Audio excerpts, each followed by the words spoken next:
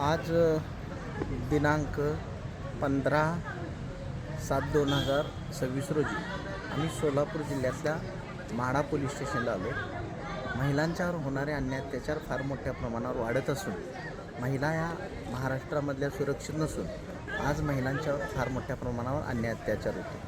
असंच एक राबाडे कुटुंबातल्या सुनीता राबाडे या महिलेचा तिच्या नवऱ्यानं व तिला साथ देणाऱ्या अशा संघटित गुन्हेगार करणाऱ्या काही अवैध व्यवसाय करणारे महिला व तिच्याबरोबर असणारे तिचे सर्व कुटुंबातील लोक, जी लग्नाची खरी बायको होती तिच्यावर अन्याय अत्याचार करून तिला जीवे ठार मारण्याचा प्रयत्न केला, तसेच तिला आत्महत्या करण्यासाठी प्रवृत्त करत आहे. वारंवार ती महिला पोलीस स्टेशनला आल्यानंतर राजकीय दबावापोटी किंवा अवैध व्यवसाय असल्यामुळं पैशाच्या मस्तीमुळं त्यानं आजपर्यंत पोलीस स्टेशनचं तोंड दाबून ठेवलं होतं. पोलीस त्याच्यावर कारवाई करत नव्हते.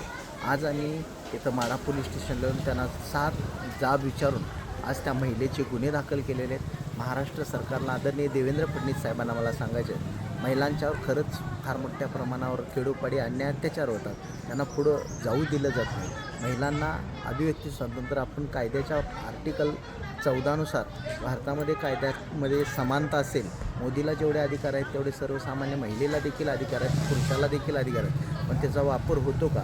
अभिव्यक्ती स्वातंत्र्य आर्टिकल 19 आर्टिकल 23च्या प्रमाणे महिला जर एखादी तक्रार द्यायला पोलीस स्टेशनला गेली तर संबंधित पोलीस स्टेशन गुन्हे दाखल करून घेत नाहीत.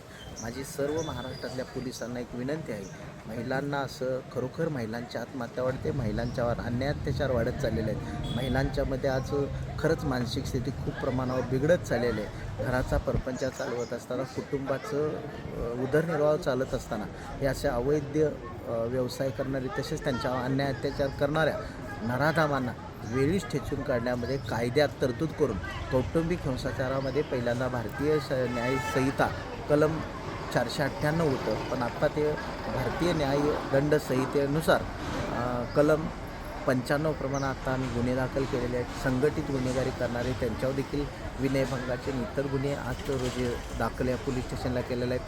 असे गुन्हे किती दाखल करायचे या महाराष्ट्रामध्ये हा प्रश्न म्हणजे प्रश्नच आहे. आता महिला स्वातंत्र्य आहे का?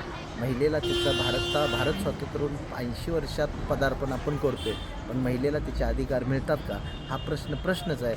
आदरणीय मुख्यमंत्री साहेबांनी याच्यामध्ये लक्ष करून महिलांच्यासाठी एक स्पेशल पोलीस स्टेशन नव्हे तर स्पेशल महिलांच्यासाठी एक प्रत्येक तालुका वाईज एक कार्यालय करून त्या माध्यमातून तात्काळ गुन्हे दाखल करून फास्ट ट्रॅक कोर्टात चालवून ते 3 महिन्यात निकाला काढून आरोपीला जे कोण संबंधित दोषी असतील त्यांना सक्त म्हणजे जे काय असेल ते कायद्यामध्ये जेवढी तरतूद आहे त्याच्याहीपेक्षा जास्त पद्धतीचे गुन्हे दाखल करून देऊन महिलांना सुरक्षित करावं. कारण महिला वाचली तरच हा भारत देश राहील. माझं एक ब्रीद वाक्य आहे, महिला राज वही स्वराज. भारत जर महासत्ता करायचं असेल तर महिलाला खरोखर आपण प्राधान्य देऊन तिला पुढं आणलं पाहिजे. आणि या माध्यमातून व्हिडिओच्या माध्यमातून आज आम्ही पोलीस स्टेशनला गुन्हे दाखल केलेले आहेत.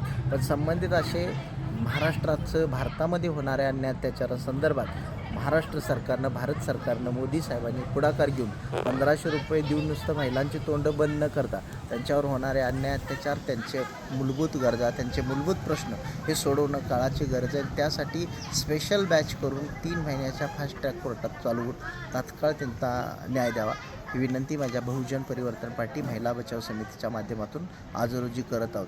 जर इथून पुढच्या काळामध्ये महाराष्ट्र सरकारनं असा कायदा केला नाही तर महिला तुमच्यावर खरंच बहिष्कार टाकतील.